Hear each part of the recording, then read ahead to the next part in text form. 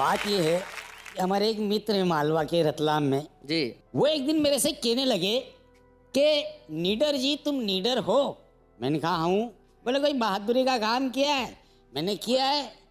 बोले एक आध उदाहरण बताओ। हमारा पड़ोसी देश घुसपैठ कर रहा है, देश में कर रहा है। हाँ, बड़ी उद्मात कर रहा है, बड़ी उछल कूद कर रहा है, अपने आप को न जाने क्या समझ रहा है। मैंने कहा नरेंद्र जी एक दिन मैंने अकेले ने पड़ोसी से युद्ध छेड़ दिया, पड़ोसी सेना को बुरी तरह खदेड़ दिया। ओहो। हथगोले मार मार कर पड़ोसी को झंझोड़ दिया। अच्छा। और पत्थरों से पड़ोसी का सर फोड़ दिया। तभी पत्नी चिल्लाई हाय राम तुमने कमरे का सारा सामान तोड़ दिया। बहुत बढ़िया। लेकिन ऐसी बात नहीं है शैलेश भाई साहब जी। मैं एक दिन घूमते घूमते सीमा पे चला गया। अच्छा। वहाँ मुझे एक पड़ोसी मिला, वो बड़ी फेंक फाक करने लगा हमारे देश में ऐसा, हमारे यहाँ ऐसा। अरे मैंने क्या चुप रहे यार तेने कभी भारत का केला खाया?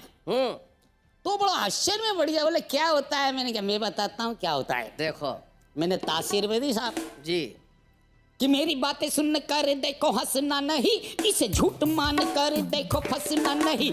एक पड़ोसी मिला रास्ते में, खाए चने हमने सस्ते में। पड़ोसी बोला कि मुझे केला खिलाओ, मैंने कहा चने से ही काम चलाओ।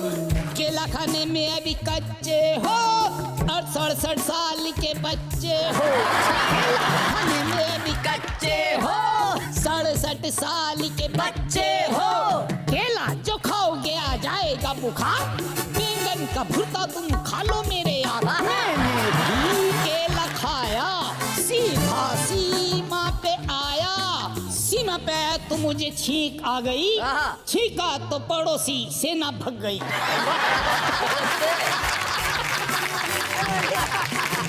तब से ही पड़ोस वाला मेरा चेला है, ऐसा मेरे भारत का केला है।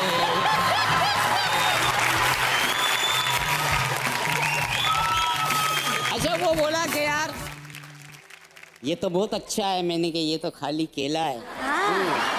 अब यहाँ के लोगों के पल्ले नहीं पड़े। मैंने कहा भारत की जेलों में इतने कैदी बंद है कि अगर उन्हें सरकार कह दे कि तुम्हारी सदा माफ, दूसरे दिन पड़ोसी सा। बिल्कुल सही कह रहे हैं। ये भारत है। अमेरिका जितना बड़ा देश पूरे साल में जितना तेल खर्च नहीं करता, हम उतना एक शनिवार को शनि महाराज को चढ़ा देते हैं। ये भारत है। ये तो बात थी, मैं अपने बारे में बता रहा था, लेकिन आप मेरे चेचिस को मत देखिए। नहीं देख भी नहीं। आज भी मेरा पारिवारिक प्रेम अमर है। मैं आपको उदाहरण के लिए एक गीत सुनाता हूँ। सुनो जी मैंने दिल के कोरे, नेहा जी मैंने दिल के कोरे, कागज पर लिख दिया है उसका नाम। मैंने दिल के कोरे कागज पर लिख दिया है उसका नाम। बचपन की मेरी राधा और मैं 60 बरस का श्याम। दिल के कोरे कागज पर लिख दिया है। मेरा दिल तो एक मंदिर है, ये दिल तो एक मंदिर है, और प्यार है मेरी पूजा। ये दिल तो अभी नारंगी, ये दिल तो है नारंगी, मत समझो इसे खरबूजा। ये दिल तो है नारंगी। अभी दिल है जवां, अभी दिल है जवां, पर जलने वाले कहते पिलपिला आम।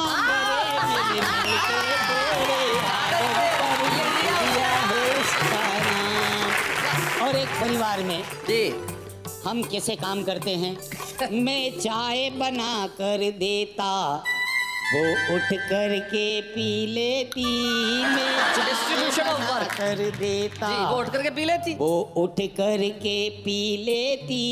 मैं खाना बना रख देता, आकर के वो खा लेती। मैं खाना बना कर देता, आकर के वो खा लेती। हिल मिल कर करते हैं दोनों अपने घर का काम। मिलके कोरे का। और आखिरी बात, पहले वो खाना खा खाती और बाद में मुझे खिलाती, पहले वो खाना खाती बाद में और बाद में मुझे खिलाती, जब मैं खाना खाता वो मुझे निहारा करती, जब मैं खाना खाता वो मुझे निहारा करती। एक बत्ती सी के सेट से चलता हम दोनों का काम रे, मेरे दिल के कोरे, ओ जी मेरे दिल के कोरे, सुनो जी मैंने दिल के कोरे, कागज पर लिख दिया है उसका नाम।